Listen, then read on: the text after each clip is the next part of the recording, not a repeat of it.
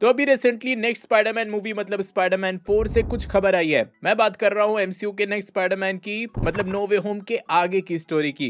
पहले ये बता दूं कि इस मूवी का जो एक्सपेक्टेड रिलीज डेट है वो जुलाई 2026 है। एंड मेजर न्यूज ये है कि एज पर रिपोर्ट्स ये एक प्रॉपर मल्टीवर्सल मूवी होने वाली है। अब सिर्फ इस एक न्यूज से फैंस जो है वो दो पार्ट में डिवाइड हो चुके हैं। एक साइड तो एग्री करती है कि भाई नेक्स्ट स्पाइडरमैन मूवी को एक प्रॉपर मल्टीवर्सल मूवी होना चाहिए, एंड जो दूसरी साइड है वो चाहती है कि एक ग्राउंडेड स्टोरी होनी चाहिए। चलो इन्हीं दोनों एस्पेक्ट पे थोड़ा डिस्कस करते हैं कि भाई क्या पॉसिबल है क्या नहीं। तो अगर पहले बात कर ले एक ग्राउंडेड स्पाइडरमैन की स्टोरी की, जो कि फैंस काफी टाइम से डिमांड कर रहे हैं, लाइक टोबी मैगवायर के स्पाइडरमैन या एंड्रू गारफील्ड का स्पाइडरमैन, वैसा कुछ फैंस एमसीयू में भी देखना चाहते हैं। अब देखो स्पाइडरमैन होमकमिंग जो थी वो एक प्रॉपर ग्राउंडेड स्टोरी थी, ये बात सब जानते हैं। देन उसके बाद एक हद तक कह सकते हो कि फार फ्रॉम होम जो थी वो भी एक ग्राउंडेड स्टोरी ही थी, एक्सेप्ट नो वे होम जो कि मल्टीवर्सल मूवी थी। तो फैंस का ये कहना है कि भाई जिस तरह की ग्राउंडेड स्टोरीज वो स्पाइडरमैन के कैरेक्टर की देखना चाहते थे, एमसीयू में अभी तक वो नहीं मिली है। एमसीयू की जितने भी स्पाइडरमैन की मूवीज रही है वो लार्जर देन लाइफ टाइप की स्टोरीज हैं, अनलाइक सैम राइमी की स्पाइडरमैन जो कि हीरोइक फैन सर्विस से ज्यादा इमोशंस के अराउंड होती थी, एंड उन मूवीज की स्टोरी ज्यादा ग्राउंडेड होती थी। मेरे कहने का मतलब है कि वहां ऐसा कोई खतरा नहीं होता था जो कि पूरे वर्ल्ड को खत्म कर सकता है, रियलिटी या मल्टीवर्स डिस्ट्रॉय कर सकता है।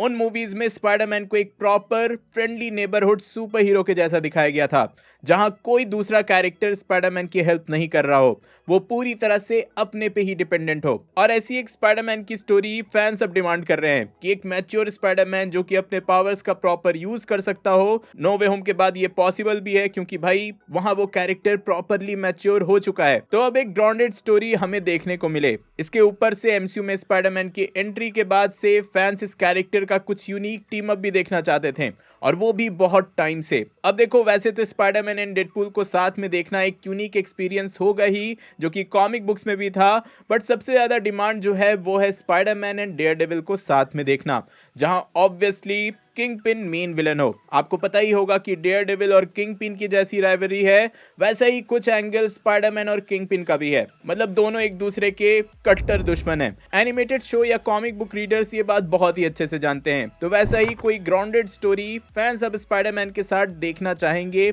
डिमांड करेंगे ही। और ऊपर से अगर आप नो वे होम की एंडिंग कंसीडर करते हो, जहां सब पीटर पार्कर कौन है ये भूल चुके हैं, तो एक ग्राउंडेड स्टोरी होने का सेंस भी बनता है, जहां पीटर फिर से ग्राउंड अप से अपनी पोजीशन बनाना स्टार्ट करेगा। आपको याद ही होगा कि सिविल वॉर में टोनी ने जब पीटर को अपने टीम में रिक्रूट किया था, तो उसको पीटर की इंफॉर्मेशन उसके ग्राउंड वर्क से ही पता चली थी कि कैसे वो एक फ्रेंडली नेबरहुड सुपर हीरो है जो कि छोटे मोटे दंगे निपटाता है। तो वैसे ही कुछ फैंस अब डिमांड कर रहे हैं। But on the other hand कुछ फैंस जो हैं वो स्पाइडरमैन की फिर से एक प्रॉपर मल्टीवर्सल मूवी देखना चाहते हैं। अब देखो इसमें भी पूरा सेंस है, कंसिडरिंग ये मूवी सीक्रेट वॉर से पहले रिलीज होगी और एमसीयू अभी करंटली मल्टीवर्सल सागा में है, तो एक स्पाइडरमैन जैसे कैरेक्टर की मल्टीवर्सल मूवी होने का पूरा सेंस बनता है।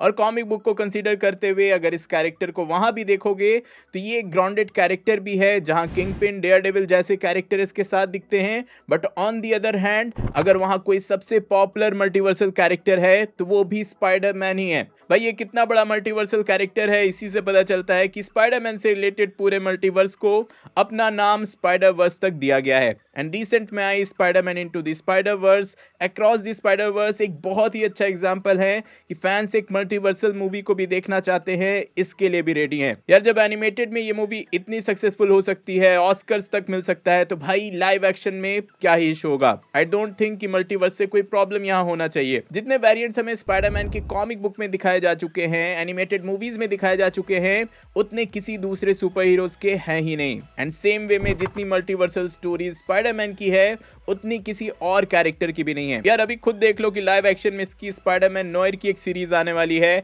जिसमें निकोलस केज खुद इस कैरेक्टर को प्ले करने वाले हैं। देन बियॉन्ड द स्पाइडरवर्स भी आने वाली है, मतलब कई सारी मल्टीवर्सल स्टोरीज तो आने ही वाली है। इन कंक्लूजन मैं अपनी राय दूं तो भाई मुझे कोई प्रॉब्लम नहीं है कि next Spiderman movie multiversal movie होगी या ग्राउंडेड मूवी होगी। पर्सनली मैं बस इसलिए खुश हूं कि एटलीस्ट स्पाइडरमैन की मूवी तो आएगी। और हाँ, कंसिडरिंग कि एमसीयू का क्या चल रहा है, लॉजिकली सोचा जाए तो सीक्रेट वॉर से पहले स्पाइडरमैन की एक और मल्टीवर्सल मूवी को सेटअप करना दिखाना बहुत ज्यादा सेंस बनता है, पर ऑब्वियसली उसके बाद में कुछ ग्राउंडेड स्टोरीज भी इस कैरेक्टर के साथ जरूर देखना चाहूंगा। आप सब किस साइड पे हो कमेंट में जरूर बताना। और यार मार्वल स्टूडियोज वालों से एटलीस्ट ये डिमांड है कि अब स्पाइडरमैन की कुछ एपिक स्विंग करने वाले कुछ तगड़े सीन्स हमें जरूर दिखाए जाएं, जैसा अमेजिंग स्पाइडरमैन में हमें देखने को मिला था। इफ यू एग्री तो वीडियो लाइक करना, चैनल को सब्सक्राइब करके जाना। स्पाइडरमैन की पूरी सिनेमैटिक हिस्ट्री समझने के लिए ऊपर वाली वीडियो देखें और हेनरी कैविल के वुल्वरीन का फ्यूचर जानने के लिए नीचे वाली। मैं जल्दी और नए वीडियो लेकर आऊंगा। टिल देन बी देसी बी नर्ड।